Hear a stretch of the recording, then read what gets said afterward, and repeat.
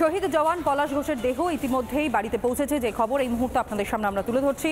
আপনারা জানেন যেভাবে বীর যোদ্ধাদের মতন আমাদের সেনারা তারা লড়াই করে চলেছেন সীমান্তে, একটার পর একটা প্রাণহানির পর্যন্ত ঘটনা ঘটছে। আর এই মুহূর্তে যে ছবি আপনারা দেখতে পাচ্ছেন হরিহর পাড়ায়, সেখানে দেহ ফিরে আসতেই কান্নায় ভেঙে পড়েছে পরিবারের লোকজন।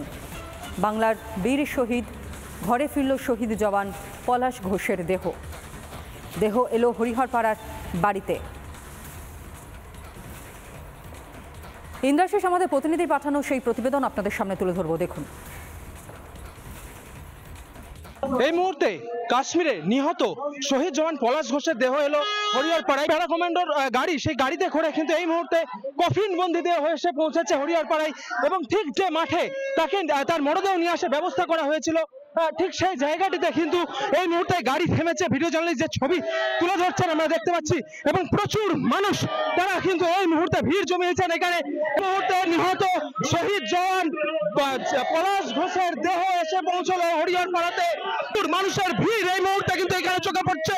জাতীয় পতাকা নিয়ে তাকে কিন্তু এখানে নিয়ে আসা হয়েছে, এবং যে কুমড়োদহ ঘাট রয়েছে সেই কুমড়োদহ ঘাট থেকে মিছিল করে র্যালি করে কিন্তু তার এই গাড়িতে করে তাকে নিয়ে আসা হয়, এবং তার যে ছবি তার পোস্টার করে গাড়ির সামনে দেওয়া হয়েছে। এবং যে প্যারা কমান্ডো ফোর্স তারা কিন্তু এই মুহূর্তে এই গাড়িতে করে তার দেহ নিয়ে এসেছেন। মুর্শিদাবাদ হরিহর পাড়া থেকে আশিস বাগচি, রিপাবলিক বাংলা।